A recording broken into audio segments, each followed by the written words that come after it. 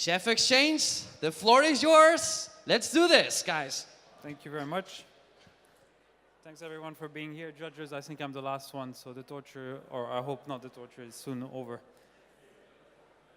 I will start by introducing ourselves. The team, my co-founder and I have 22 years experience in finance. We worked in companies like Goldman Sachs, the Carlyle Group, UBS, and Mubadala. We met each other during business school, our MBA in London Business School, and we both have a passion for cooking. So we left a nice career in finance to start ChefXChange 2 years ago.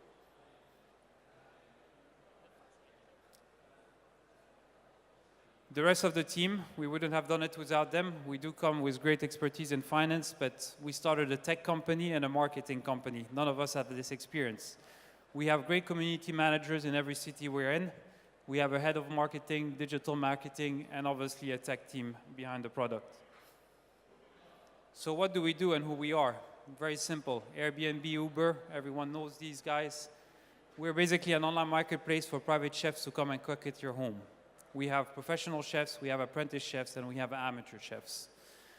In just a few clicks, you can choose any type of cuisine, the city you're living in, and the date you would like to find a chef for your event. What are we trying to solve? Obviously, we need to solve a problem on the supply side and on the demand side. On the supply side, our chefs, they're mostly underutilized in kitchen, and they're underpaid. So we become their marketing platform. It's a great way for them to showcase their culinary talent out there and start building a name for themselves, especially not those executive chefs that have very good names and are behind restaurants, but I'm talking about all the sous chefs that work under them. Working in the kitchen, if you've ever known who Gordon Ramsay is, you don't want to work for him.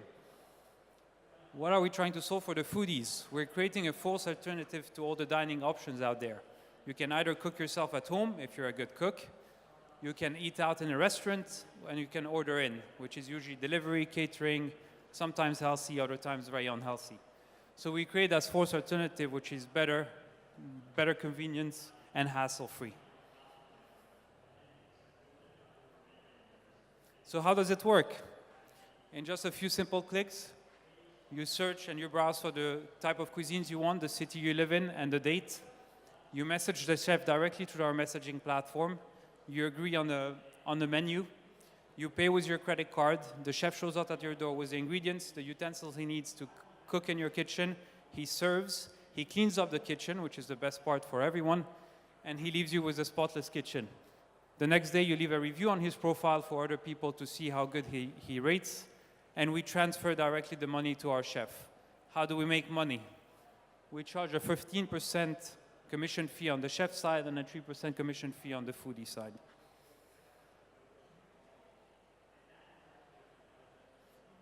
So we came a long way. We started in 2014. We built a minimum viable product. We went through an accelerator in food and tech in San Sebastian in Spain. We raised a seed round of $500,000 at the end of 2014. And we launched in Dubai, London, and DC. Since then, we've shown great traction. We have a growth rate of 100% months on months in terms of revenues and bookings. We've created an operation company in Dubai. We're based out of Dubai Silicon Oasis in D-Tech, and we're currently closing our Series A round of $2 million. Some of the money actually comes from Lebanon. What comes next? We want to conquer the Middle East. We're not the only player out there. There's a player in the US, there's a player in Europe. Our next market are the GCC, Kuwait, Qatar, and Bahrain that are very similar to our current market in Dubai. And we want to obviously continue growing and build that mobile app. This is what people say about us. Everyone raves about the experience when they try it. And what's very funny is that they don't talk about the quality of the food, but the experience of having this private chef in your kitchen. It can become a cooking class, and the interaction you built, which you usually don't have when you go in a restaurant. You never meet who's the person behind the food. And we're running out of time. Thank you very much. Thank you. There we go. Okay, I don't see a lot of foodies here. I'm excited about this one, man. I'm really excited. So when are you launching in Spain? Hopefully sometime next year. Okay. One of our investors is Spanish. Let me know. Questions? My question is around churn rate. I'm asking because I'm a big fan of Handy. I don't know if you're familiar with them in the US. And I'll give you a quick example. I used them twice. The second time I talked to the person who was, helping out, and we were able to have a deal, me and this person, and we started talking and working with each other outside of Handy. And I'm wondering, how likely is that on your platform? How likely is it that a client would just talk to the chef and be like, hey, let's do it on the side. Let's not have a 15% or a 3%. What's churn like? It's a very fair point, and we actually assume an attrition rate and a churn rate in our model, and we assume a 10%. Airbnb has the same problem, Uber has the same problem, every online marketplace. The way we try and tackle that is we build that community. We're very close to our chefs. That's one. The more reviews they have on the platform, the more they appear at the top of the search when people search for them. The more reviews they have, obviously, the more people are confident to book them. We're also installing a tier system like they do in hotels. When you stay 10 nights in a hotel, you get a silver status. The more they get bookings, the less we reduce, the more we reduce the commission we charge them. So these are some ways, but we assume an attrition rate, and we know we will lose some of our chefs, but it leaves the opportunity for the other chefs to start getting bookings too. Yeah. Is it easy to find available chefs, because they have their daily jobs and they are always busy, guys, if they are good enough?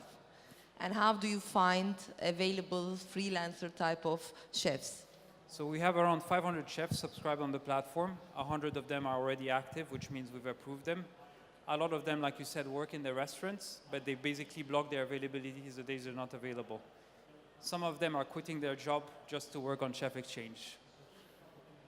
We are able to provide more than what they could do in their kitchen and working less hours. So they're free of doing whatever they want in their free time. It's like Uber, they put themselves available or not. We are starting to see these trends, and these are great ambassadors for the brand. I'm starving now. Okay. It should have been a Beirut cooking festival. We had a lot of food. One last? One more? How exactly do you get the chefs on board? Like, what vetting process do you have for your chefs? Let me answer. He eats it all, and then he'll go, you come in, you don't come in. No, it's a very good question, and we want to avoid horror stories from the beginning. And we know there are going to be some. Uber had some, Airbnb had some. The way we vet our chefs is we actually make them come in a kitchen where we actually do also the photo shoot to create the content for them. So we do eat a lot. It doesn't look like it, but we try a lot of the food that they do. And then you run a lot just to and our community managers have a great job. By the way, we're opening in Beirut and we're hiring, so we need some community manager in case anyone is that interested. can eat a lot. There we go. Thank you very much.